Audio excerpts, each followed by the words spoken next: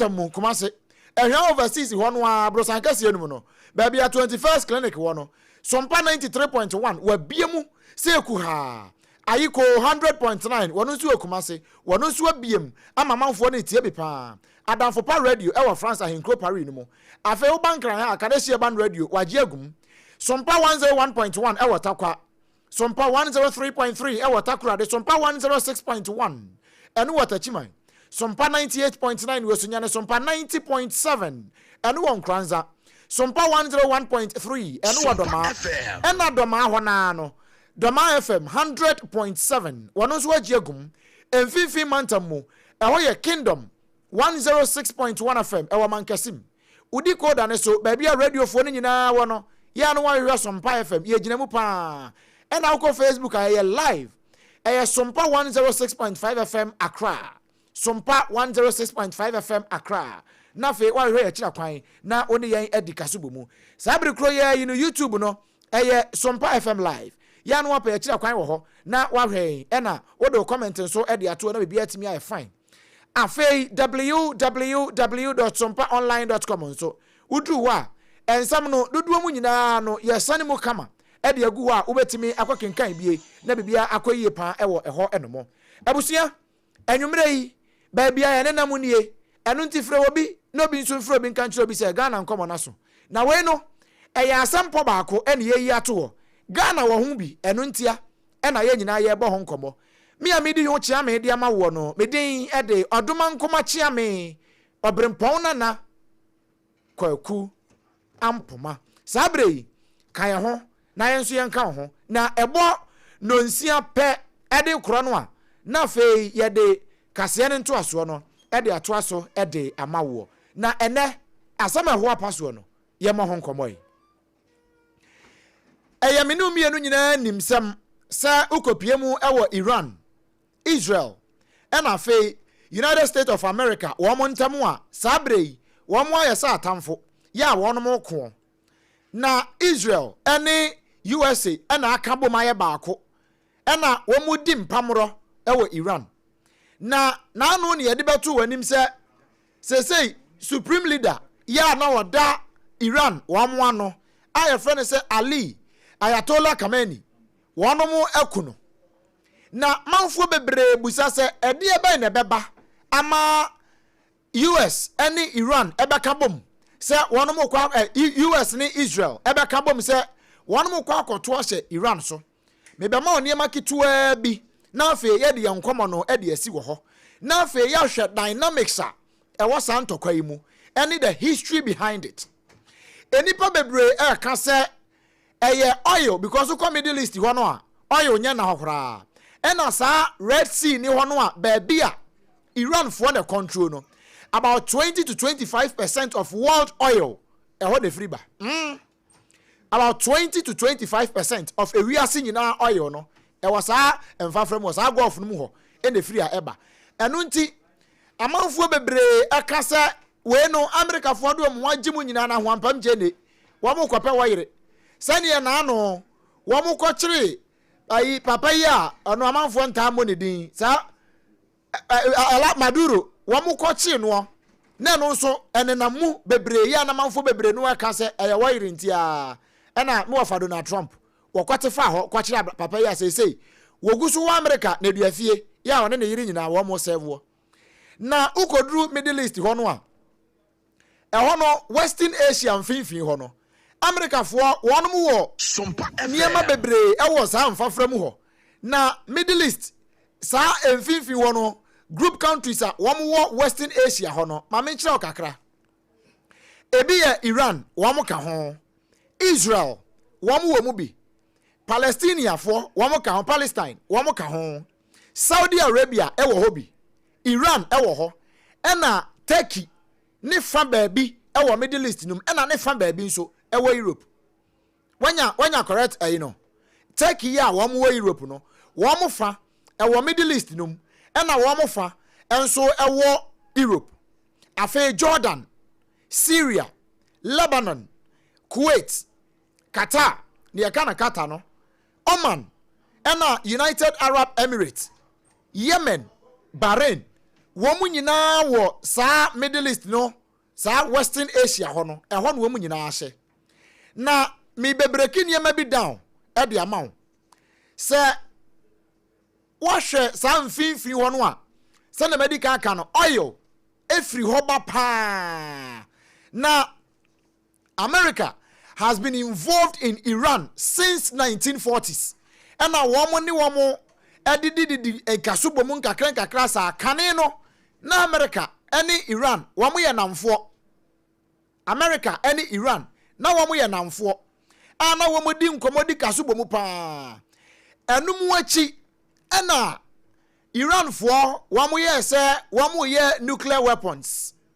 na George Bush mu nyina ba mu bi ebede sanctions ni ade betoto Iran so said ye be ya wo mu be jai nuclear weapons na won mo ye e yakodi awuo hia man ni bi pa na ene se e wo se ude wu ye bia nka wo mu nsi kwan na emom ye wo threshold bi wo a ensesa wo ye de traso 60% na Iran aye abro 60% no eno nti wo mu hunu se oye threat e de mama ahodo ni nyina ena bio sa mama ya e wo Middle East mfinfin wono a sabi wo mu se wo mu ye tuturafo no wo mu fa kese no ano eye Iran fo ena wo susu se wo mo makode ma wono mo de ye sa niema no a wono mo ye no eno nti ekoba se ene ye sa de a yemfa tabo no entomo so kosi se mbeja niema mo ye no na uwura mu wo Middle East mfinfin wono a na wo mo ne wo mo ho etai ko into be na Iraq ne Palestine for no de abom na wo mo de bom a obi a oil na emom no enye oil no wo pe o obi ape nia wo be ye kese e wo mfinfin ho enti obi ape se wotena ne nyonko so e original power no wo nyina epe na won mo keka bom a emom e de kwa de besi se Saudi Arabia ene Iran crampo no na manfo se we no nka ye hwemu a eye religious leadership and one ope na ohwe Iran and Saudi Arabia womo ntokwa womo nyaaye no womo na ye religious dominance and anu womo pe e wa Middle East wo hwan na sabe nkramosom no wada no wo pia kwasoro eno ni asam kese ya da Saudi Arabia and Iran womo mfinfin ni nyina ne se ho nyina ne ye Islamic states ewo na womo mienu no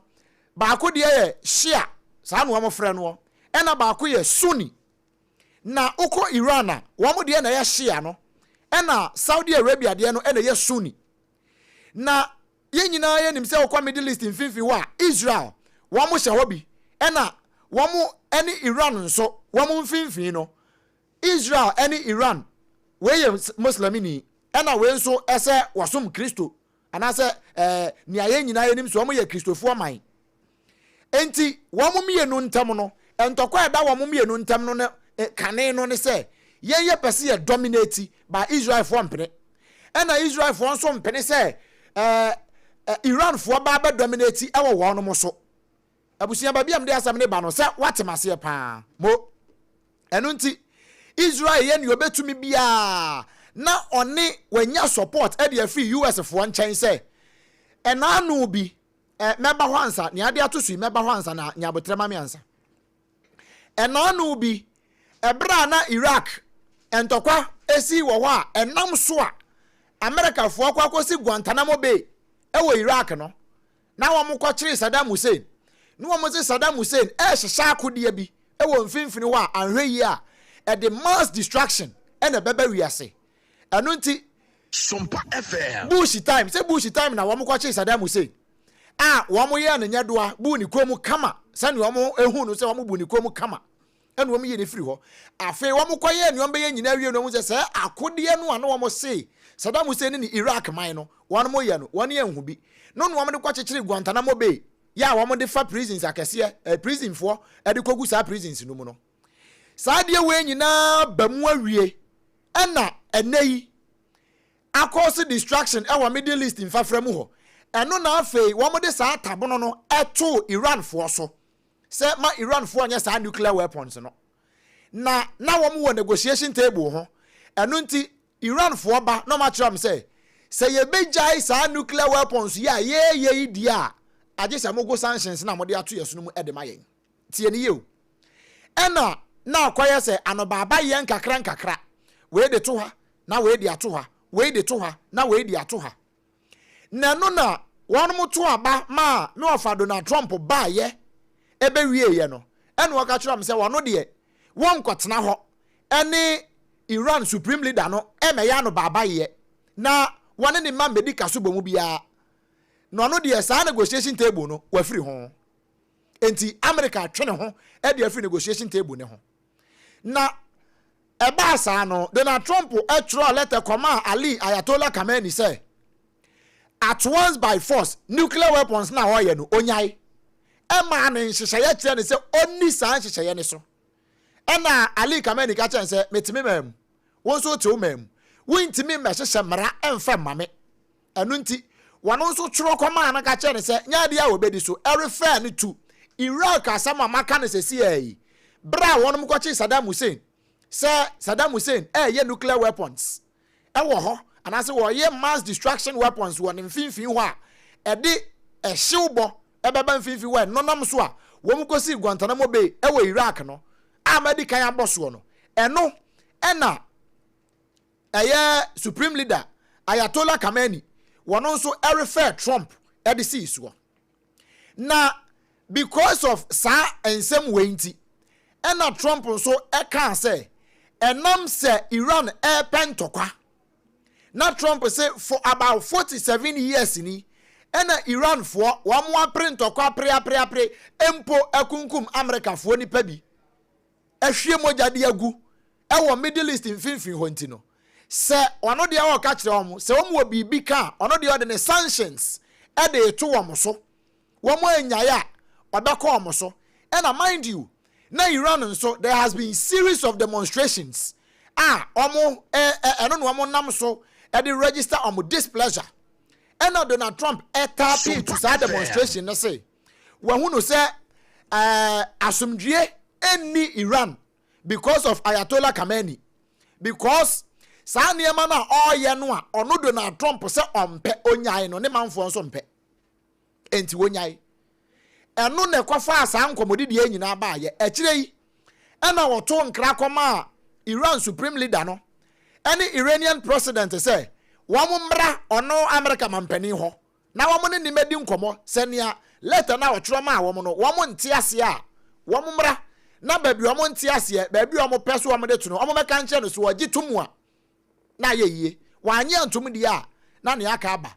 ansa na meto ankomo yi so no baabi a me de sa asem we yasi na wo pre se Iran fo mbra negotiations no ewo so mpaka se so ye di kan abosa ne no de amount da na nso mpani nsi se tachrema mpra na fiate asefo ye ntie sene Donald Trump eka ye fa Iran ho se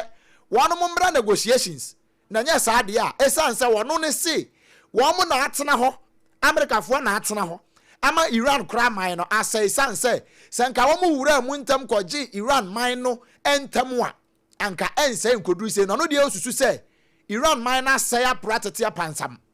na ye hwese ensa beka Donald Trump ne no aba okay ye monchire tiefo e wa ha na ye hwade I would say he should be very worried, yeah, he should be. As you know, they're negotiating with us. Had their back, and look, that country's a mess right now because of us. We went in, we wiped out their nuclear. If I didn't take out their nuclear, think of it, if we didn't take out that nuclear, we wouldn't have peace in the Middle East because the Arab countries could have never done that. They were very, very afraid of Iran. Yeah. They're not afraid of Iran anymore. We wiped out those beautiful B-2 bombers. One's right over there. Those beautiful little model. Those beautiful B-2 bombers went in and they hit their target, every single bomb, and obliterated it. And because of that, they were going to have a nuclear weapon within 1 month. Within 1 month, they were going to have a nuclear weapon. Yeah. That was a big threat. That they're not going to have it anymore. I heard that they are, and if they do, and I let them know, if they do, we're going to send them right back and do their job. They tried to go back to the site. They weren't even able to get near it. There was total obliteration. But they were thinking about starting a new site in a different part of the country. We found out about it. I said, you do that, we're going to do very bad things to you. Donald Trump no ansa na ntokwa yi ba be hyase no and waka we say one more year nuclear weapons be and ebetimi are ready in a month time. Sa asem we waka no in January. Nyabotrema mi ansa. Waka no in January. Ena enne anase na wotwe atwa mu no mu no. Na se month no a waka ye no aso pepepe ne sa. Ninti ontena ho mo launch sa nuclear weapon no. Eno ko attack wo mo. Na no nim se anya hwe no anka Iran fo be strike first. Na ko mo strike ya no de ama wo mo. Afetie onse anim ho no me kan se amanfo bebre se America interest wo oil wo nti e na oko Iran nanso president kakra wo ho a eche se America Middle East. It is not every time e na any interest in oil. Afghanistan oil ni ho but bra wo mo ehia moa e wo kwan bi so no omo nche da ni large oil reserve men kana sa nanso America ko ho ekoboa wom akosi ni military okoboa wo the military ni ko Afghanistan ekoye ne oso obeye sane oye ye ewo Iran no eno achi wo other countries bi wo a empo wakoho akoye ne ma hodo bebre even Korea crampo wo mo nhye ni major large oil resources bia enso America aboa wo mo ewo akwaniasa bebre so eno nti Donald Trump person say it is not every time and obe run Middle East eye oil and na wako akofa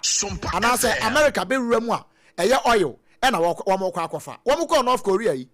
sa afeiti we nyina mu no na Israel so te ho na afei na yenwura ba ko no a ode toto so no mame ba ko sisi a mame hwe mayi ne so ode ebusia join here on Facebook ne so there be other ones ni bi join here on Facebook ne so na bahwe Israel so nienti a wo mode awura mu with santokwa we onse medical ka America de na ba Donald Trump de wono na ka se Iran ebenya nuclear weapon de wantena ho ene no ne abo ne saa e de ama wo no ya wo kire se nya de a obetena ho ama wo mo abuild wo mo nuclear weapons no kra ever ewo wo mo fafra mu ho na mame hwe very good there be call the other one no call the other slide no mame hwe abofas shirachi ne de no we ye Israel for ensem a wo mo se empanimfo bi there be empanimfo bi a wo Iran akeka before sa entokwai very good. We Hassan Hasrallah was say he carried the dreams of destroying Israel in his heart, and this dream, with God's help, will be fulfilled. We Abofas Shekachi. We you crawl and no home na menhwade menhwere etiefo one a spokesman and as a spokesperson at the Iranian armed forces we know okano one mo chese okan sasem we say somewhere last year until they were planning to already eradicate Israel at the free ewiase afei Masoud one year the Iranian president currently the Iranian president, Masoud Pezeshkian, so benyan slide ne de atoso ama me wo ho a.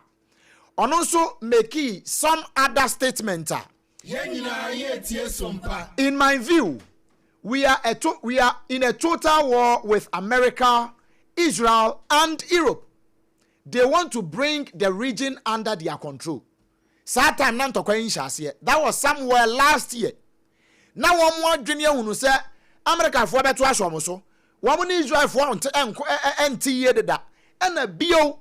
and Tokoya Moko Queen. Europe in the Hobejim. And unti one more answer ready pa. Afei Mohammad Reza Nagdi one also so a Kirby. Now near Kaza say Masoud Pezeshkian, one of your Iranian president. Afei Mohammad Reza Nagdi so say if another step is taken towards the zero enrichment policy, the consequences will be that we will no longer observe the limits end suspension of civilian nuclear framework. Nipa waka say a senior advisor at the Iranian Revolutionary Council no. Wano so ne dia waka ye eno no. Afei other ones bi a ewo wom na wo mo kire say Ali Khamenei nankasa in his own words. Mami Ali Khamenei one. Ali Khamenei in his own words ansa na omo bekọ sa ntokwa yi kura no. Ninsem ni bia no wakeka ne say Israel is a hideous entity in the Middle East which will undoubtedly be annihilated.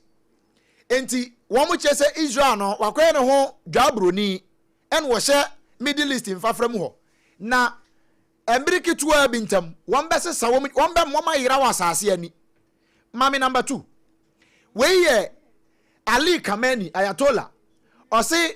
we must act with force against the terrorist Zionites entity. We will not be merciful towards the Zionites. Enti swamu beko Israel so one the full force beko Israel so akwa wipe Israel out of the surface of the land. We nia no mo ebo ho amane earlier. Mame number 3. We nyina ye supreme leader na wafri mu no. Afa or say the fabricated Zionist regime will be eradicated. Enya me na me kan. We Ali Ayatollah Khamenei, the just gone supreme leader for Iran. My last one no.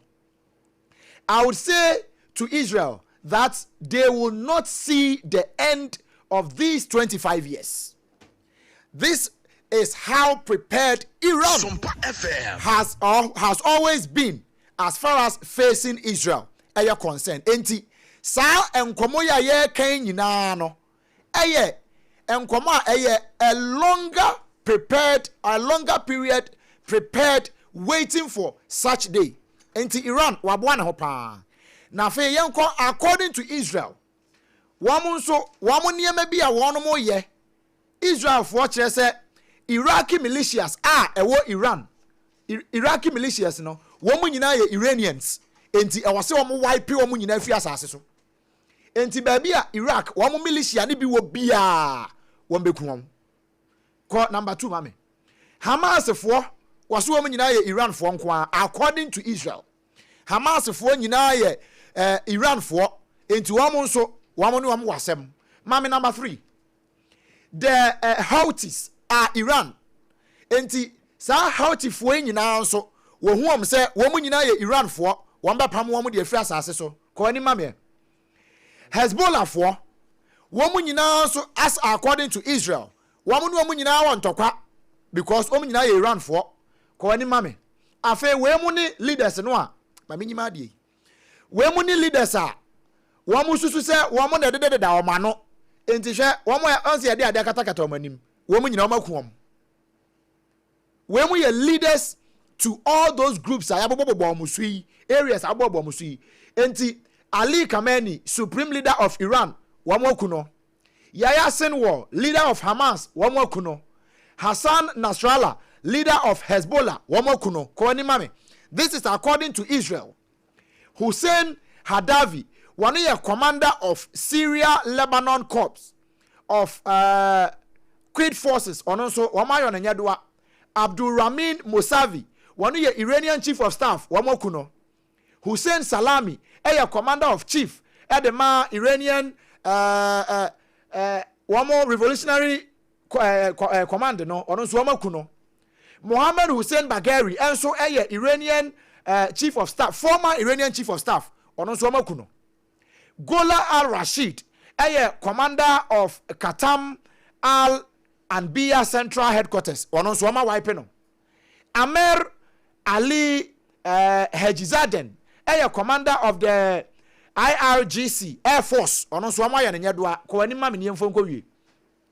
Afe Mohammed Sinwar, Ononama Bonidino, Nonokrano, a commander of Hamas military wing, Onoswama de Neko, Faoud Shakir, a Hezbollah most senior military command Muhammad al-Gamari, chief of staff of the Houthi armed forces.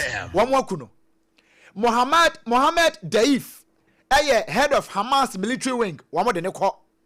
Ibrahim Akil head of Hezbollah operations area and commander of the Radwind force ono so wamo de ne ko. Ena Ali Kaki one see a commander of Hezbollah second front ono so wamo de ne ko. Asa this is according to Israel. One which say Iranian regime of terror no tie one Iran one more regime now one more do one more kakra no ne edi kan pa no Iranian Revolutionary Guard Corps IRGC no one more ose wo kɔ Yemen na ɛhɔ na Houthis fo no wo enti hɔ nso wɔn no ntɔkwa Lebanon ɛhɔ na Hezbollah fo wo Iraq Iraqi militia fo no baabi a America fo say wɔn do wɔn ani akyerɛ Iraq ya wɔn kɔ militia fo yi so no ma kwase sa wɔn nyina agu fam no wɔn ka ho 5 and 6 Judea ena Samaria Gaza ɛhɔ nso so say ɛhɔ yɛ Hamas Palestinian Islamic Jihad ɛhɔ nyina Israel for say ɛhɔ yɛ wɔn target ɛsi ko ni mamie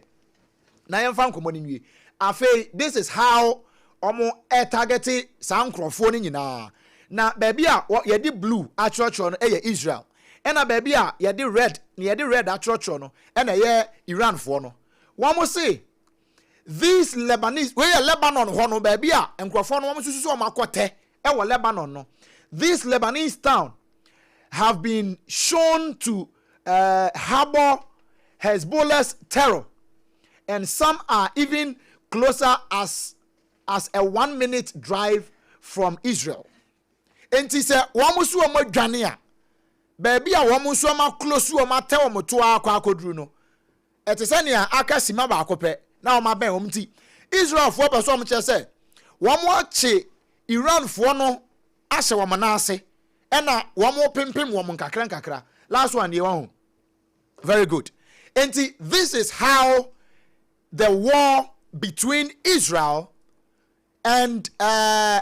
Iran as far as United States and so are concerned no this is how enkomana bobo from the beginning e dia besi baby ayedri. Now the question is yehwe Israel ne US and Iran one relations a ebiri bi atwam a na wo mu nyina na medical ka se wo mu ye more involved na Israel and US and Iran wo mu ye namfo nanso baabi anu wo hye pa no ase ade ba ko ene ye bedi hu nkomo eye sa Soviet Union no ehɔ na de sa nkomo we nyina ba ya na Iran fo eye akode nanso sa Union no kasati ase da bi threshold bi wɔ hɔ a ense sa mo preduru ho na mo prekoduru ho atra so eno nti wɔn mo stop wɔm no na afei na yenkɔ mo ne so na yenkɔ ahoma ne so enkɔ bɔ nkomo imra yene Major Richard Derrick Odro was a former defense minister ewo man Ghana mu na yene ne nkɔbɔ asɛm yi emu enkomo baabi a watietie enkomo no de afiri e de aba bedru no so ehemfa pa ena nkomo yi yemfa nwura Major otimi nka SOMPA 106.5 what bite sunie majo ye ni am je so na mo hote sei nyame adom ye ho ye na mpacho won so me so me ho ye pa se de se jama kokofuo no wato bo kakra Gokofo na wo baabi amangofo ni ankafo wo baabi aburo bayire mankani ni nyina wo baabi de se de me wo me plantation ho a ensuo atɔ ha enura enumre ama se anigi aba se beto so atɔ akwa de sa na je se anigi aba kuafo enso oli ka no ba yɛhwɛ ne yankɔ ankote ebo no so de miniam na ekomok ne nso na mbuza so na ekomok ne nso ekomok oh ekomok ko si dia sa ni nje wala beria ne trenio yo Major ya da se pan so aje brand ye bon komaja yedu se ya ne de kakra ye moguo na entokwa ekoso a enipa bi kura mpo aka se ye wo abibima mu titiru ne Ghana ebetimi aka yempa even though bomb bi emeto Ghana de nanso ebetimi aka yen sikasem eye Iran Israel US enkomo yi wo mo ntokwa yi Major mo na mo didi nsem no achi a eba no seja yanko empata tokwa mu mpatasem ene ntokwa mu ayi kakra na ja mo na mo hyem na mo patapata nsam no kakra ena aman ni aman ntam no nso no mo ana munnim ne etoda etimi kwafaba ya tititi bebre afi ya ba kra be hunu se Soviet Union ya mri bi kra woni ye di hu nkomo bi no e ka ho bi na dia bedu ba bi a ye gina sesi ai mejo una wadi nkomo ya chi mo na mo ye expert e wo mu eni empoten e na e wase me eni mi nua ga na ni a ye tie SOMPA 106.5 e wase ehunu yo binya chia ne de be ma Ghana fo a e tie ye numre na ya kire wo se ye mmom pai ese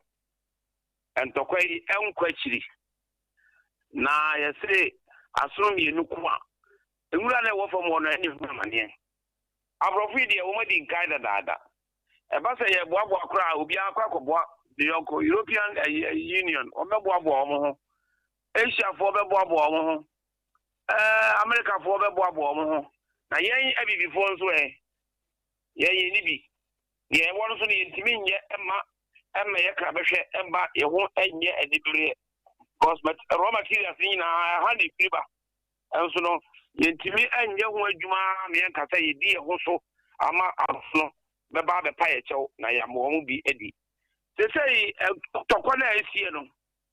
ahwa ne du sanso no ekwa chiri a yen developing countries na be affect yen e bi se yen ye tu oil kura ye process oil no ye kokoto ye process free abroche na aba na Gulf region hono na oil ni nyina de fakese no ewo enti say ya ekoye siwa oil no nko emma no say ne bo be kosoro wa ma no ni na kosoro a the repeat effect no ebeba na afi yeso de na kosoro na nu ya no I shoot kosoro ka but ne ho bu so ne nyamai the everybody say sa region no the oil ni free ba a ship ni nyina koka ho na entimi ma kupia ebe senke wa yi no a Iran for money apre say wo wa ya bona ba onye obi a beka no say enye say wo mo hwe say wa wo no won to kwanko ba say Gulf region ho wo mo tutuo wo to bomb e ko ba bia o ma sa tse ka e bia first na American interest American bases what Gulf region on when we attack Kuwait, Iraq, and other places, Saudi Arabia, and Jordan, and if I want to a no bombs, no echo. But I said, a Kurono Casa, man, Casa, and I want more to bomb. So, what the school not a pie, no kumdiba, the hospital not pie, the living accommodation, residential area, not to not pie, a kumdiba. Na na nyina ni agree say anka America needs a media a ko tokwa no nanka be very short one but they say that we more prepare we say Iran e yo maybe terrorist activities no almost at free bebre how they almost training terrorists and we yadi o ma bi ni nyina ni ntokwa te say the North Korea entino tro ene bombs ne mo bankwa wo mo ye ho adwuma enya oil kakra wo mo wono a wo mo tuo no anka wo man be gija bi say wo mo ni sika te say South Korea North Korea tuo ni mo bankwa no wo mo ye kwa me ni de wo mo build ne kase te say tuo ni mo ba wo mo ni say third world wo beba the ba wo mo aye eno na prepare so bei enti Iran sa no wo mo aye wo mo tuo ni mo ba a wo mo ye dina wo mo timi asustain ni eko no be 6 days ni a Gusu na Israel ni America world superpowers in terms of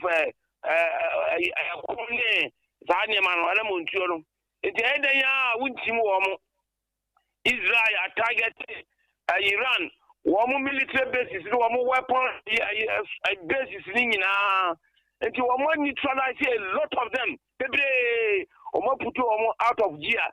muntimi use ye de omdia kwesiesie baabi and say na say wo moto ti ano brase na ye hwese e bia nka bebre ase nanka nsesa ka omo man be through this time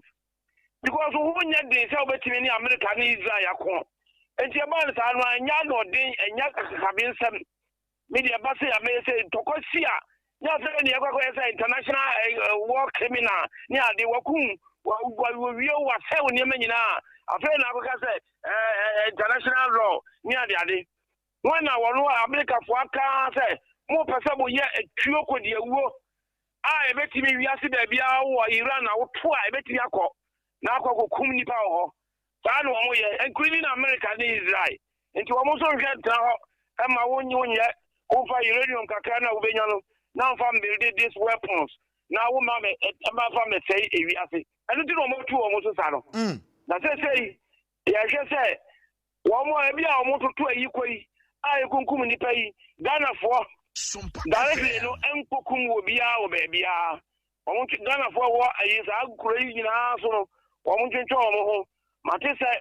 ye hu say ayi o ma bebre France nim ni ada countries nyina etwe wo mo nkrofo efri Dubai nom ne ada places no say de be ya wo mo ehonka so many flights and no ma chata wo mo e de etwe wo mo Ghana fo nso ye kofo be ala say de nurse ntino ye be hwa ma ebia ewu ansana ya kwakofo wo ma ba na we nyina ali atembusa ese tu wana mo say de be ya ye yembe disini de bia amfekti wo mo na afutuo ne ye de ma Ghana for the embassy so won ko baby American interest bia wo ana say Israeli interest bia wo say de be ya won to tupa ye no bia enko ka wo mo say de o manda o mani Hezbollah sa wo Lebanon o mo so attack Israel ama Israel da wo mo tuo ni nyina e de ko gu wo mo so say ukọ Lebanon Israel for no ground movement. Womu free womu ashia no so eko. The wako openya area south of Litani River. Why South Lebanon. Israel for the person womu didi ko. Womu ntokwa ko ni sa womu penwa sa wotutu no short range ones no entimi endru womu emanu. Enti ground attack, ground movement na say womu ya womu twimai eko edi towards Beirut na ase for na sa we ye na say Lebanon wo pa mo ho a wo mu hu wo masiri na wo mu sa kofa we aba but for do Hezbollah ko join ye no e ma wo mu ko ehia wo mu pa na wo America for le Israel for so ko ya Hezbollah for makototo bomb se to pa ye akọ Israel for da wo muni e de agu wo so say yema wo mo sen wo Lebanon no asefim ye pa e de say the war no tra na mu tra kakra na say ahwe na say America di Israel antimi an stop wo mo an neutralize the whole place in time ba wo mo ko tege mefamu a ekọ ni mu a ebe ha bi pa e wo wi ase economy a nyina ye dai no Major ade ba ko a wa boso na me ka ho asempo eye Lebanon de no wo mu su se Hezbollah fo no wo mu hyehyɛ Lebanon enkuro num ho nso se Ghana soja fo ni bi ko peacekeeping wo ho ma me nko okra ba ko be emprensia o Lebanon e ka se nyina ma ni da ho so ho enti wo mu de ni se Israel wo mu aban wo mu Hezbollah no aba closer to Israel border no aba blue line ho ni ada Bika Valley ho wana wo mo abesisa wo mo to mambo no o we ben ujina wa wu ni enti Israel for person wo mo ko Litani River no ene twa Lebanon emumienu emaya north ene south na South Lebanon no ho it's a Hezbollah no akwahye ho so na United Nations pata for ho na wo mo so ewo enti wo mo ko gina United Nations UN peacekeepers wo mo atena ye no wo to yi na Israel for no ehun ni say ase wo mo to United Nations compound wo mo to tutu na e ba Belandia na ben United Nations Ghana for wo bi so enti ayade a asefim na Lebanon abai e de Hezbollah for say wo ni hu tumi so wo ko sa to kokunu no a akofa wi na bere wo mo no ti ye say wo mo no be biri na America dey Israel for no amwa Lebanese government na wo mo tie disabo Hezbollah for na wɔn ɛbɛyɛ ama nneɛma akɔba saa minion. mehwɛ chart ekita me wɔ ha na wohwɛ between Israel and Lebanon mfimfini wɔn a wode fa we na to soma me na memfa no nka asɛm kyerɛ madwo baabi a wɔn mu susu sɛ Hezbollah for no tete no ɛyɛ Far Kela Al Adeisa ɛna Mes El Jabal ɛna Aitash Shab mfimfini hɔ no saa hɔ pɔte no mu sɛ wɔn abɛhyehyɛ saa nkuro nketewa no ɛna wɔn mu abɛhyehyɛ we no breaky protocols be international protocols be between amaman ahodoɔ no a wɔn de nkentɔkwa ne mfa wɔn ho nanso ayɛ sɛ amanfoɔ kɔkeka ɛde abɛka wɔn nana nokora sɛ no even Lebanon nyinaa no Lebanon government nankasa no ɛmpere so nation resolution wɔn pass in so many years ago Israel ne Lebanon ntɔkwa Palestinian ntɔkwa yi aba ya start wɔ Lebanon no nyinaa no wɔn ayɛ sɛ wɔn ndi saa mo all arm elements non-state actors wɔn anya aban na wɔn yɛ kurakuro ntɔkwafoɔ wɔn ndi saa mo wɔn nyinaa sɛdeɛ ɛbɛyɛ a Middle East hɔ ɛhɔ bɛdwo Hezbollah foɔ ka ho Hezbollah foɔ no nyinaa ba bɛyɛ wɔn wɔ seat ɛwɔ parliament ɛwɔ Lebanon hɔ sɛdeɛ Palestine na Hamas foɔ ɛna control government no so enti Lebanon hɔ no Hezbollah foɔ no control tumi paa ɛwɔ hɔ enti no Lebanese government ni ni ahoɔ sɛ wɔn pam hɔ saa resolution UN resolution ni kyerɛ sɛ Hezbollah foɔ wɔn fa wɔn atuo engu fɔ wɔn nya aban wɔn nya national military ɛnso wɔn mpene ɛna wɔn hyehyɛ wɔn no they are around South Lebanon hɔ Israel border enti hɔ no wɔn hyehyɛ wɔn sɛ wɔn wɔ efie akɛseɛ ne asetena akɛseɛ ɛwɔ Beirut ahekuro no ɛne amanya nkuro akeka no enti Israel fo nso nim wɔn nyinaa baabi a wɔn tie biara enti wɔn na ɛbɔn bo ɛwɔ sɛ wɔn bɛbɛ na wɔn ntumi ɛni bɔnne bi ankanka nkuro yi abobɔ odin ɛwɔ hɔ nyinaa no South Lebanon hɔ nyinaa deɛ wɔn agye hɔ afa wɔn hyehyɛ mu wɔn a wɔn sɛ Israel ne gu hɔ no nti woto tan koraa woto ɛhwɛ na nkaka sɛ woto katusha anaasɛ rocket anaasɛ etuo ɛkɔ akyiri kakra nti wɔn fɛ sɛ wɔn yi wɔn nyinaa firi hɔ na amanfoɔ bebree nso ɛte wɔn mfiri Lebanon hɔ wɔn nyinaa nso tete hɔ sɛdeɛ wɔkɛn other nationals nso tete hɔ nti ɛkɔka na abɛka wɔn nyinaa bi wɔn di dwa wɔn etua na mo sɛdeɛ Arab sɛ wɔn nim wɔn di dwa nti ɛkɔyɛ saa no a na aka afoforɔ sɛ nti sɛ wɔn ti di saa mo Hezbollah no a ɛnyɛ ɛmsɛ Israel ntɔkwa no a wɔn kɔ hɔ no wɔn bɛgya na sɛ wɔn saa ba biem sɛ 1970s wɔ 1980s a na Israel for advance abɛgye South Lebanon afa wɔn sɛ yɛ hɔ wɔn territory no wɔn land no no ɛnso wɔn defend wɔn country di no protection for self defense nti no wɔn abɛgye hɔ Golan Heights ɛyɛ baabi a ɛwɔ ɛhɔ kyɛ sɛ wɔn agye wɔn nyinaa afa wɔn sɛ wɔn agye wɔn de afa kɛ ɛnyɛ negotiable because wɔn nyinaa Golan Heights amansi no so a wɔn baabi a na yɛtɛ mu mansi ɛfiri yie paa Israel wɔn di wɔn fɔ wɔn so wɔn firi hɔ da ɛmma dɔkɔfɛfoɔ yi ɛnkɔtena hɔ na wɔn to ɛboɔ koraa akɔkɔ tɔ Israel baabi a nti saa na wɔn yɛ yɛbɔ pa yɛ sɛ wɔn gye sɛ yi ɛmma wɔn advantage wɔn move ɛmmɛgye South Lebanon south of Litani River ohwɛ Bible mu abɛhu Litani River ɛwɔ mu ɛna twa Lebanon mu mmienu nti wɔn bɛgye wɔn sɛ pɛ na afei na asakɔyɛ asɛm bi mu a United Nations bɛbrɛ paa ntie mu ansa na bi a wɔn atumi apam wɔn anaasɛ ɛtu wɔn fo ama wɔn afan nti nkɔkɔ wɔ yɛ ahwɛ ne yi a na ɛkɔfa nsɛm bebree wɔn gyae ma Iranfoɔ nko ara na ebi a wɔn tututuo sɛ wɔn a yabɔ no abaa na baabi a wɔn to bɔ wɔn anokɔtɔ no agya ama Iranfoɔ nko ara nkɛyɛ na ada fighters no sɛ Hezbollah Hamas ɛne ada ayifoɔ no ɛkoko mu a ISIS bo nyina ebe wuram enti ya je say etimi escalate na be escalate sa de nyina ye bo mpa ye minia Major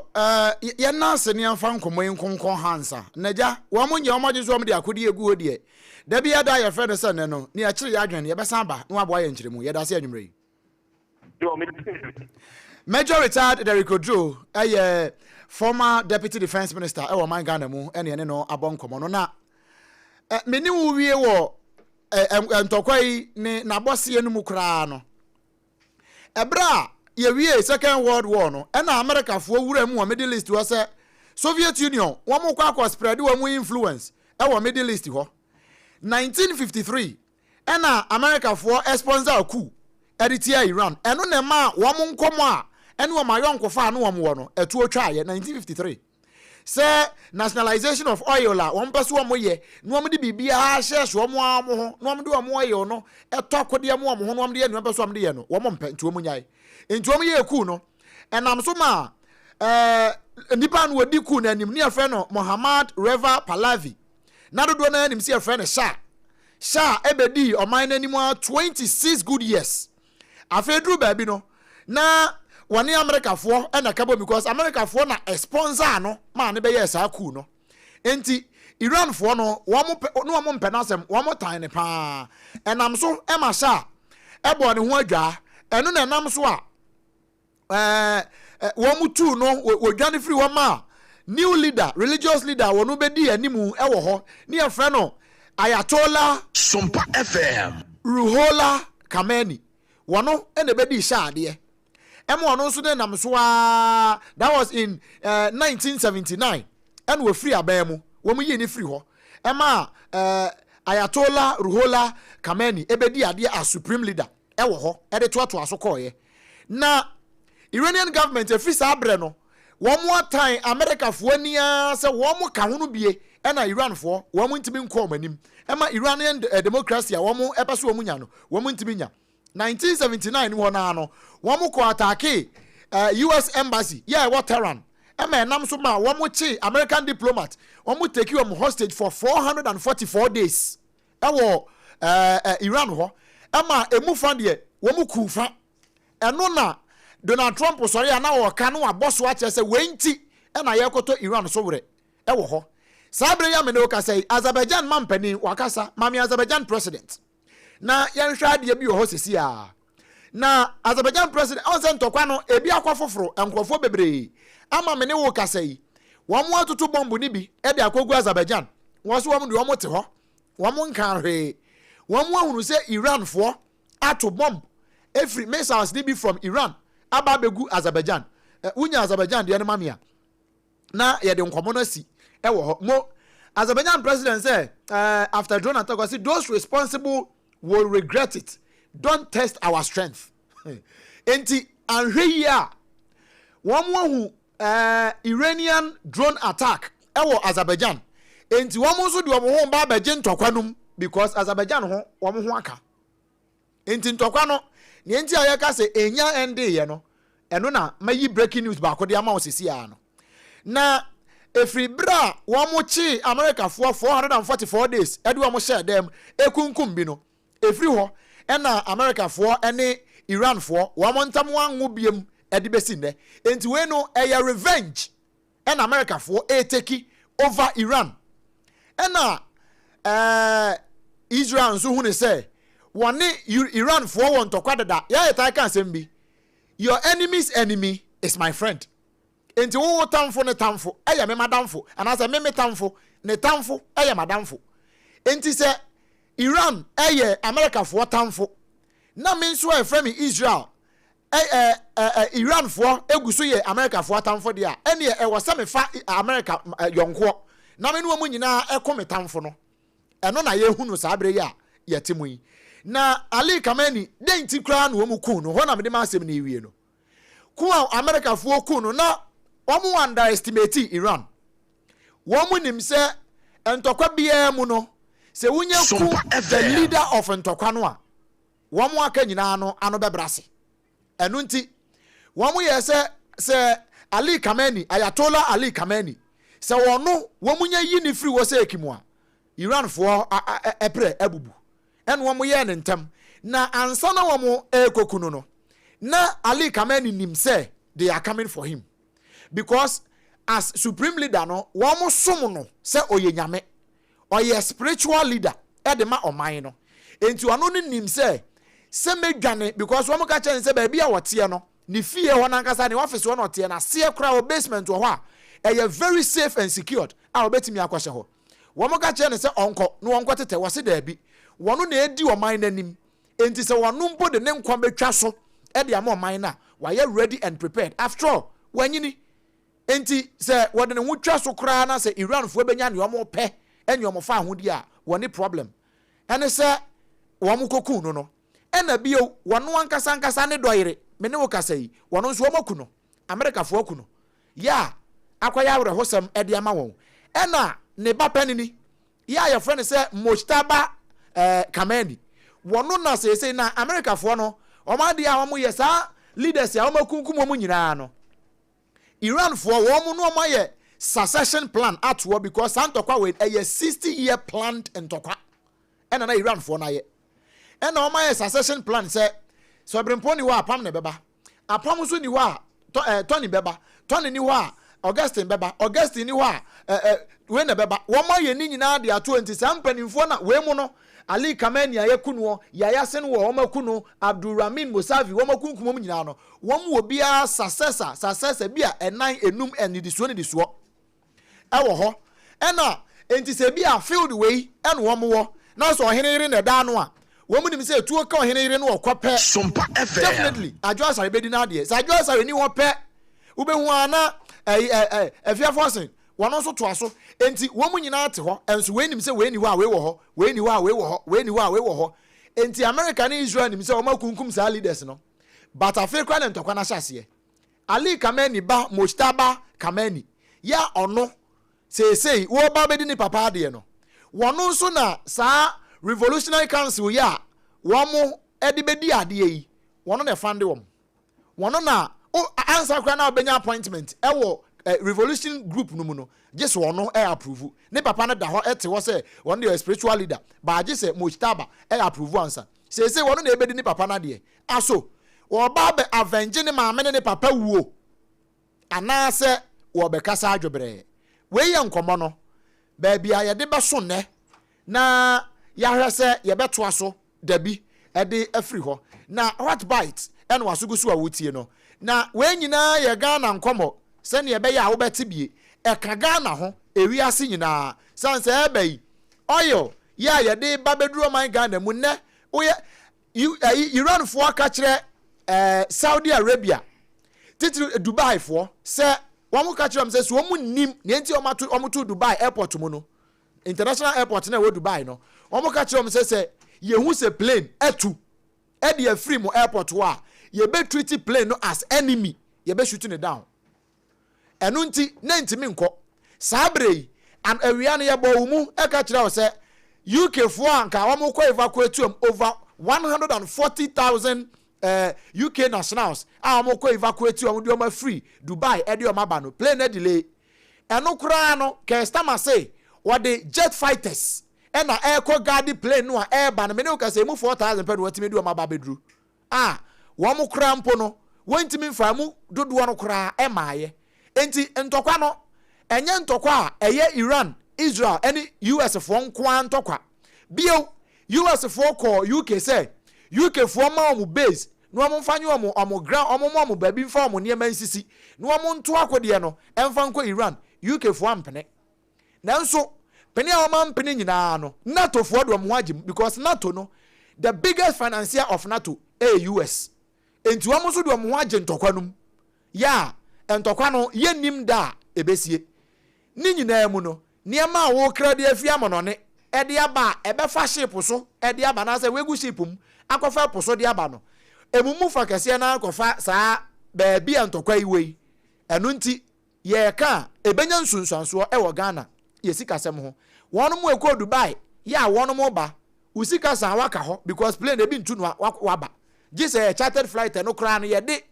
jet fighters SOMPA FM ebetimi disarm aboba na say drones a ebebo mu no ebetimi adisam wo mu wiem ansa na watimi de nkrofo no de aba na so Ghana was ahoden no ebia na enu nti ne ye ho awura saa enkomo imu a ye bo ne ye ho oman no ne bobre ene ne ginabe e wo bra US Israel ene Iran wo amade ntokwa e de ahye so yi hot bite kase no ne nto aso ne ye de ma we abusua hot bite no ene ye bite ne saa nso nya de wonu mu wuro ye de ema wo wadwen kire obetime de aba e wo SOMPA 106.5 FM Accra ya ye bekenkan e de ama wo na abusua obi nya adaje pa se won de krono no obebo krono no nso a wo bo no waboa no ho esanse wo hu se bi no mu di tuo ene sekan ne akode e da so ene ekọ wo m na efre wo mu Roberts no enti wono mfinsi aduasa mienu wa ya adwene se wo robe na nso ne de na e fake robbery esanse tuo ekuta no na ye nkura tuo watapeso papa no bia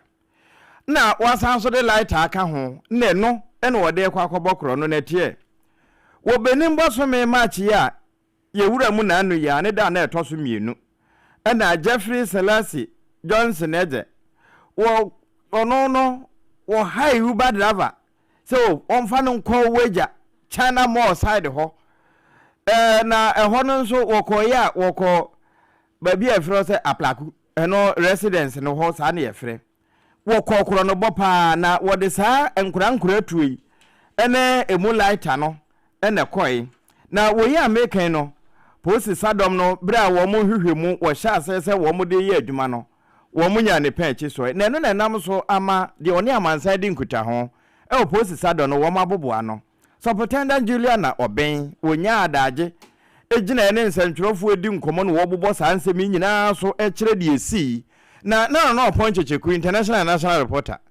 honorable wo ho wo fa bi mai. The Wager Divisional Police Command has arrested a suspect Jeffrey Selassie Johnson. It's a 32-year-old man for the threat of death following misunderstanding with an Uber driver over transport fare at Aplaku in Wager here in Accra. On the 2nd of March 2026, an Uber driver residing at official town Odoko reported to the police that the suspect had hired him, identified himself as Jeffrey Selassie Johnson as a digital marketer on social media platforms to transport him from Wager China Mall to his residence at Aplaku. Now, upon reaching the suspect's residence at Aplaku, the suspect allegedly refused to pay the transport fare after alighting from the vehicle. The suspect subsequently rushed into his room and returned with a replica Beretta toy pistol, which he used to threaten the driver. Enti bra wo mo so ne penchi ayekobo wura ni dem no na wo ko hu niema hodo a wode ehunahuna ya wode ko hunahuna Uber driver kra te se me am roba wune me botuo sana ye nkra tuo ya sa abra me kese wo kukum na kukum a wo no bro nya tuo na wode kokoye se adwuma no bro na nso ye de awie afi kra na ye kodi eastern kramofo na ye akonchene wo mo de na hye kukum se da che ni e kire bia de che ya wo mo de ne begina mranim na de mra no beka bia nso no sompa ye bebo so e de ama Esem we say nyina to dwa wa bra Enkita wudi ebo fotene e de Greater Accra Regional Police Command no wonom efre ensentre fon hyemo ya na yamane boni na opon checheku ekwa ase na ma me Juliana wode ensem to dwa no wasa kire mu se Fibri busu minimum so no krono bobi ekoso ewo airport residential area side wo ni nyina ne se na mebia ni bi na chese wo kọ na mebia high commission ho ena abrantie bia wono anya mfinhia no bese aduonu ensia pe wote afidie tetafo ibi so mekire motorbike ibi so ena wo kọ hwim ne niema na enema wode kọ ye na chese wo hwe iPhone no a 15 Pro Max no baako eka ho afe Huawei P50 Pro no eno so baako 11,000 Ghana cedis no te say Huawei no ebo no na eya iPhone 15 Pro Max no so no eya 19,000 kanisika 190 million afei Namibia diplomatic passport eka ho driving license eka ho afei ni keys ahodo ya wode bie ne dan ene ne offices no eno so bi eka ho afei ATM card ahodo ya no eye bank se bese mienu osese de ena na eka ho na wo kire se wakobo amane sa no wonom so ant na wonto so si CID Fuada Roma Emma Swati Fonso so Edimu Entintimai Emma Wato Kese Chelsea woman na chese baby a iPhone akwako die no wono ko hu se agogoro shi side ho baby na akwako do ne emunchiremu ahodo ya wode maaye no wo kyeresa brand no wache no enye ono nko ada asoma ye syndicate aisa sompan fidie ese kumasi ne di nka te ye bete eye sunwane ka ho enkranza ete ne akraba doma ba tachimanya ba takrade aba na afenso takwa yeguso aye koyenim na kyese omu no saa no ba ye ne syndicate we wa ha na nye nipa ba akopɛ na kro no bono na efa ne ho omu maka nyina no police for ensa ka wono yenhwɛ emu nkyekyremu ya na no ponchecheku wo gibre ye e wonsem wese hu no yentie Mami aye freno Aneli Amayanga Emma police for etiase 23rd of February Sabranti American Abonidi Ishiano Emra na Okoya Namibian High Commission Iowa Airport residential area on Emra Oshiano what to no edging in some a iPhone 15 Pro Max Bono 19,000 Ghana cedis Huawei Pro mobile phone and then see 11,000 Ghana Namibian passport Namibian diplomatic passport and then a Namibian driver's license and I send a sapwa a conny fee as also a conny office the ATM cards are not a company a branch American Abonidi Daniel Ashabi Sanyo Mawenya and Maya Tess Asemi to a year and one more am I to me and say a year phone na a iPhone Max a see a train and how to him away again away I wore a bullshit to top link station I could do a couple chair branch for we account I will see any power kasa ye a superintendent Juliana wono and a police kasama for the Greater Accra Regional Police Command no Ghana Mampani His Excellency John Dramani Mahama one on the kasa what you say o my Ghana yentimi ahye ne ma yi a ye bebre pa no nti wono na aban yi wonam sa ayoso ama ne ma ye e wo my Ghana mu no wo de atoso se anya hwe kura no enkosi be se 2030 de na yetimi anyini akọ amunchemu no be se edu enum na wo de nsem wo anyina to dwa na wo twa ahomam ama wono apa eye calcined clay plant for super cement e wotema ehona na wo mo ye ho adwuma na wo mo ada na die a kire se ampa ade bi se e wo Ghana hanti Ghana fo nyina ya amfo ni kyerem ho eho ena mampani yes ambitious declaration would rely not only on exporting raw materials to the rest of the world, but also on developing industries capable of transforming those raw materials into value, employment, and national wealth. That is the vision that still guides me and my government today. As part of our economic transformation agenda, my government has set an ambitious target of increasing the share of manufacturing in our GDP to at least 15% share by 2030. And we believe that this will create an additional 500,000 decent jobs for our people. And I'm confident that we can attain this. We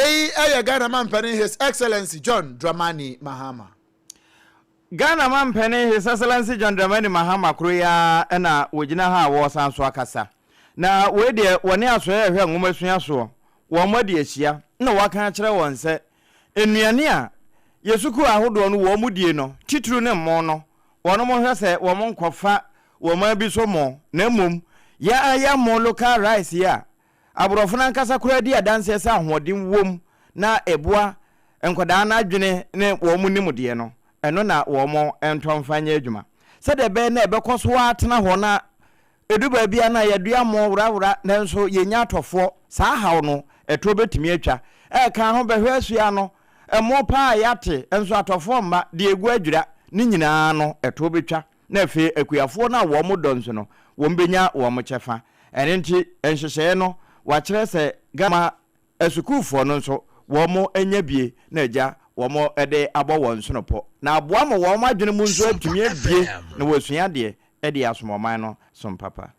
Now senia yede adesoa aswa panyi kwankyerɛ for mekyerɛti breakers ɛyɛ wɔ no ɛda National Food Buffer Store Campaign ano Yewura George Otu ɔno so n'anim no ɛyɛ ade a wasɔre ɛde afiri na so ɛyɛ anase na tena yɛkɛseɛ mu ɛde n'ani akyerɛ mu ɛwɔ mmeammea ahodoɔ no ɔde kɔkɔbɔ akɔ ɛde ama ɛyɛ ntoasoɔ so kɔ ahodoɔ no mekyerɛ senior high school no afei vocation and technical schools no so no sɛ wɔn a wɔdi dwuma ɛwɔ hɔ matronfoɔ kokufoɔ ɛna afei nso na teaching staff ahodoɔ ya nanse ya bɛte yɛ sɛ o matron bi ɛne abobɔ yɛ bi ɛkɔ track bi a ɛkɔ no ɛmo ne eburo ne anwa yɛhyehyɛ ne ma obɛkɔ no na yɛ sukuu bi ɛhɔfoɔ na aduane yɛ wɔsa wɔdon ade ma asuafoɔ no na watwe no wɔde kɔ ne fie wɔsa saa ɛne yɔyɛ no ɛyɛ na ɛbɔ man ɛkɔ so wɔntena se ɛma no ɛntoa so nte no wa wonim sɛ woyɛ bibi a ɛte saa no wayɛ bi agya yɛn kase wayɛ bi atoa so anya saa na sɛ wɔn sa so ɔpɛɛkyi a ɛmra no sɛdeɛ ɛbɛsi ne wakɔ no wankasa na ɛbɛyɛ nyonyonyono ɛde ama wo na wɔkyerɛ sɛ bɛyɛ free senior high school no ɛnkeka wa animguaseɛ biada ɛne ɛyɛ tirimo pɔpa yɛ a wɔnom ɛhyehyɛ ma no ɛntimi ɛnkɔbɔ ɛbrɛnti no wɔbɛsra amanfoɔ no nyinaa sɛ baabi ɛsɛ fata sɛ aduane ne kɔ no wɔnom ɛmfa nkɔ beayɛ yɛ wɔsɛ ɔmo noa no wɔnom noa no metro nkasɛ bia mekɔnoa ne fie na mede ama nkora no ɔsɛ nyɛ saa na hyehyɛeɛ no ɛsi ɛteɛ na yɛwura no bra wɔkɔɔ ɛyɛ bunumantem no ɛyɛ Wanchi Methodist Senior High School hɔ ɛhɔ no wɔde nsɛm wɔasie nyinaa ɛkɔto dwa na ɛbra na wɔkasa wieɛ no ɛyɛ headmaster yɛ wɔ no ɛda school na no very reverend Chumesi Ampofo wɔno so ɛhyɛ ne bɔ sɛ saa ɛnuyɔyɛ ne deɛ ɛnyɛ ade a wɔn sukuu mu hɔ no ebi wɔ hɔ na ebi nso ntimi ma hɔ da na saa ne kasa no akyi na yɛwura Otu ɛkyerɛ sɛ wɔmfa na ni nkyerɛm wɔ hɔ nko a wɔde nka akɔyɛ nkranza baabi ɛfrɛ wɔ sɛ silo mo a mote nkranza ne bunomantam hɔ deɛ monim sɛ yɛtaa frɛ wɔ sɛ foodum ɛyɛ baabi a yɛboa aduane ano ankasaka ne Kwame Nkrumah apɛ so kora no yɛbɛkyekyɛ nnuane de akɔ baabi ɛhɔ ɛne yɛkɔboa no ansa na yɛatete obi adeɛ ɛde akɔ akɔma no wɔkyerɛ sɛ na akɔdi ankrankransɛm wɔnom nyinaa ɛyɛ bi aboɔnte no wɔbi a wɔwɔ kyɛfa ɛwɔ asodie kwan so ɛwɔ ɛyɛ National Food Buffer Stock no wɔn nyɛ wɔn nyinaa fam deɛ sɛ bɛyɛ ne titru asuafoɔ yɛ wɔn toaso sukuu no wɔadua ne ho nsɛm no ne nyinaa ɛbɛtumi akɔyɛ na ɛtumi aboa wɔn man no ɛnkyekyere wei ɛne nsɛm kakra yɛ CEO ɛde ma National Food Buffer Stock Company yɛwura George Otu wɔde ɛto dwa ɛnɛdɛ yɛ ka ne nyinaa no adesuafoɔ no wɔn mo ankɔmɔ wɔn deɛ no na student loan trust fund wɔn mo kyerɛ sɛ semester yɛ wɔ mu yɛ wɔn mo ntena hɔ menkɔda ne nkɔ sukuu adesuafoɔ ne nkɔ sukuu nwie na bi okura mpo a wa apply for student loan ibi ebeba na yɛ sɛ wɔyɛ kora makwan na wabɔ besia didi saa bi ɔwɔ books bi ɛso ɔtɔ sika ne fie ntino na wɔne nam na ne mfafoɔ bɔ ne besia no wɔn de nsi ho bebree ɛna esi ho de ma no ɛno ɛna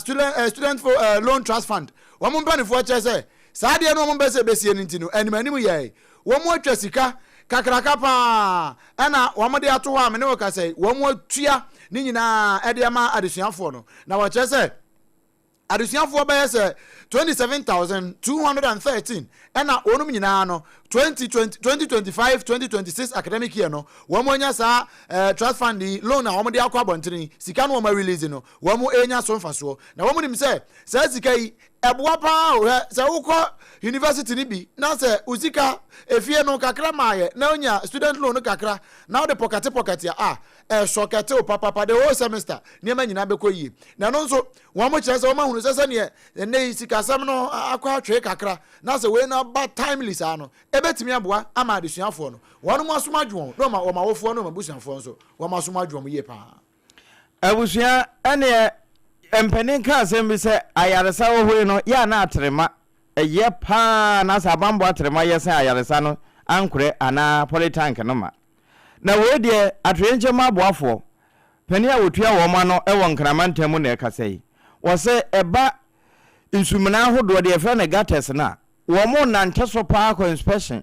baabi a abɔmma biara na saa atwoki no wɔn bɛyiyi sɛdeɛ bɛyɛ na nsuo tɔ a etie pɛ ɛbɛtumi atena kɔ na ɛmɛyiri mfa adasa wɔn mo afiefiem na wɔka saa nsɛmi wɔnya adagye paa no wɔkyɛ sɛ wɔn de kan koraa kɔ inspection ne bi a wɔn ahyɛ ase na ɛnɛ yɛwɔ esei wɔn nam mu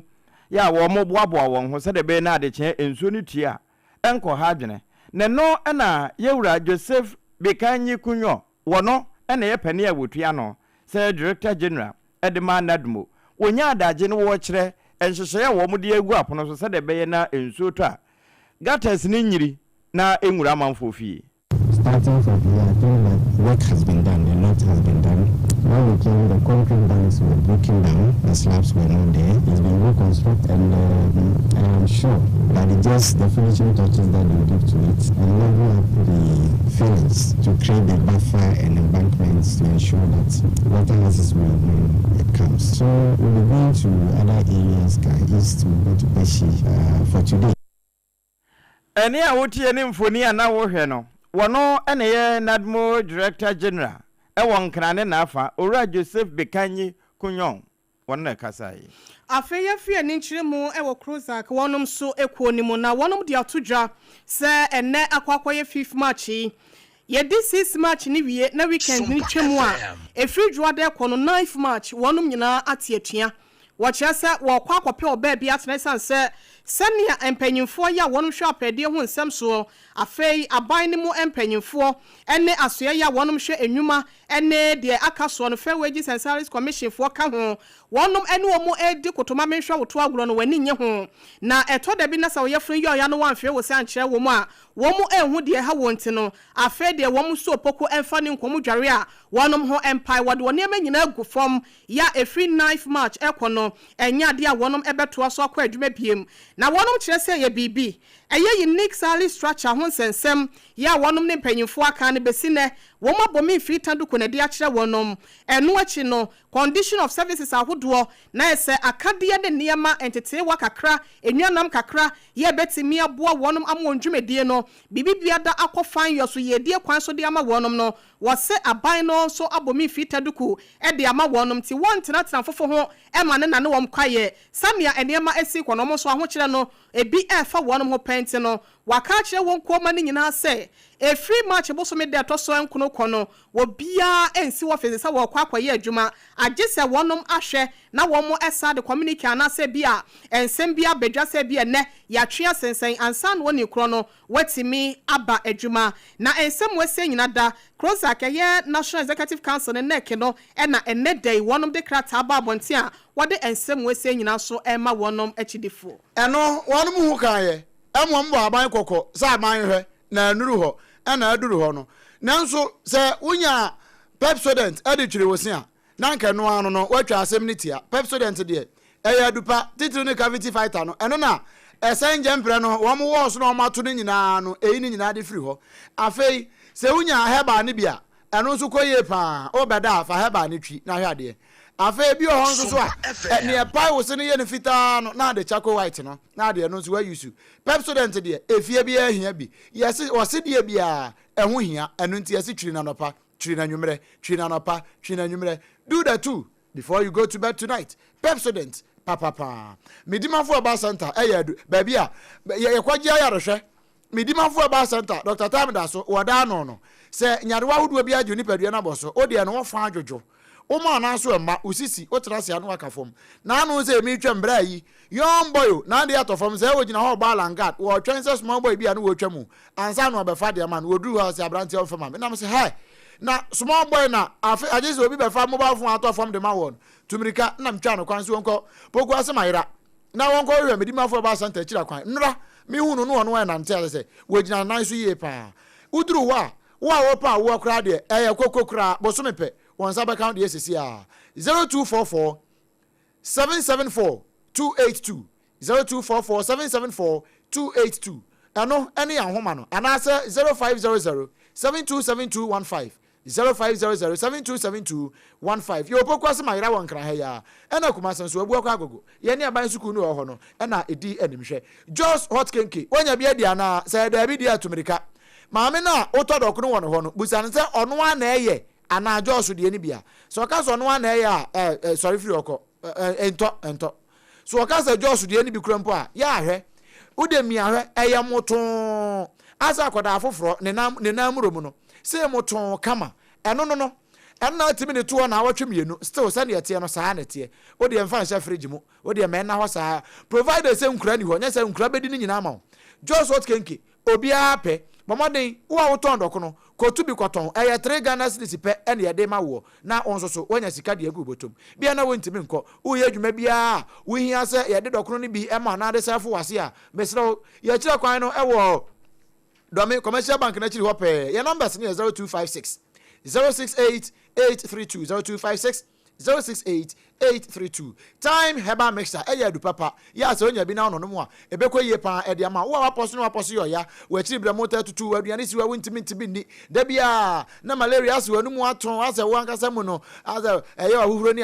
awo bi wo ya de tubirika kope time heba mixer ni bitonom na emo apa odi ni bi ka ho a ere de e de se de wakumowo no atwa ne titiawa asem no esikura Dr. Tafri ja se enye na ewo pharmacy ni heba shops nyina mu na emom enye mopemfo oba wa makoda nufo na akoda wonya mfinhia dumienu wo apedo do atu na apenchire mu no 0244 417 669 0244 417 669 one mother roma eno ma so yasene a ye de hot bite ene ne nto aso no e de ma wo ma na ne ye ho eni bota tadu asampe emra ye ba ni aka chi ne do so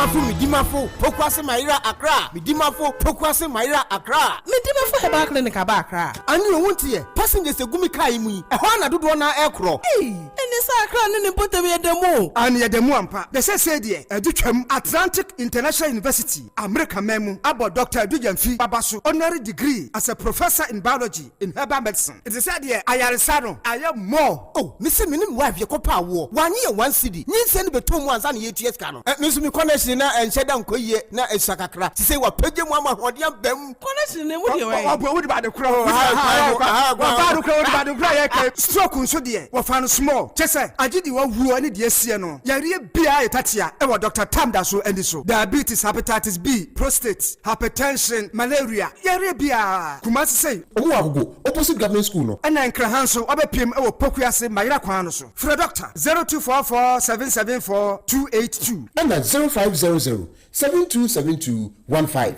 Midimafo Herbal Clinic. Wudimafo ne hwa. Yeah! She was saying,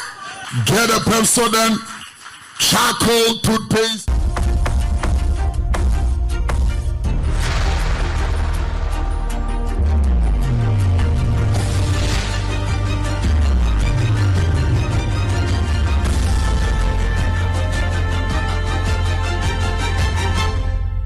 TV Emma Akatuapa. Nokura Emma Akatuapa yemfansem ni nwie ewo amanone na wa amanone nsem mu no UK mansoafo ene ka se wo se wo kwafa ne manfo e de free double Dubai e de o maba ne mamu a wo mo se atu a wa mo toto ene bombo wo mo toto no amfa ne ho nti no wo ntimi ntu arupre ene o se saa se nipa 4000 egu adupre mu wo de wo mu nyina eba na ba wo de wo ba no wo de 4 typhoon jet ohun jet no eba ase entontom no eba bate hwon enu bi wodi mienu di anim no di mienu adi akire no makofa dupre e de free Dubai ho e de aba na wo aye be ma no wo de opa pinchen won. I can announce today that we're sending 4 additional Typhoon jets to join our squadron in Qatar to strengthen our defensive operations in Qatar and across the region. Wildcat helicopters with anti-drone capabilities are arriving in Cyprus tomorrow. The Defence Secretary is on the ground in Cyprus right now, coordinating our work and meeting our brave servicemen and women. Odie, anwadi kan achira no, Defence Secretary or Cyprus, yeah, additional 4 Typhoon jets. Na is a big ready candidate and wakwa reinforcement. Wade wa mu kwaka ho, wo aye be ma no de ben wom. Na nka beti, we ye customer UK mansoafo, ne eti ye, we so ne yegina. Ni ade ka se nyina aba na wie ye enuanom ate ye nka no eye basa odman kuma chiame obrempon nana kwaku ampoma mene triple man ejapia apam dada ene yabre watia Oheneyere mame ekuya yeboa esiama bronya SOMPA 106.5 FM Accra and 70 trafa hasenum no afe SOMPA 106.1 FM techima wutie bi wo and Kranza 90.7 afe doma na 101.3 afe doma FM so 100.7 wotie yenka ewo ho ayiko 100.9 so FB ewo Asante Mantemo and 93.1 and so ewo Asante Mantemo SOMPA no Mankesi Mpacho Kingdom wotie yenka ewo ho takwa SOMPA 101.1 takra de aya SOMPA 103.3 FM sunyane aya 98.9 and afe adamfo pa radio so ewo France Paris wajen 70b edema adehia ye wo Kaneshi Aban radio so esomu edema adehia ye mo Kaneshi market wo and afe eye decoder no so no na eye SOMPA FM baby a radio stations ni guno ye beda mu nyina mo asemu a mo ba Facebook no ene YouTube no so no ye sorry die na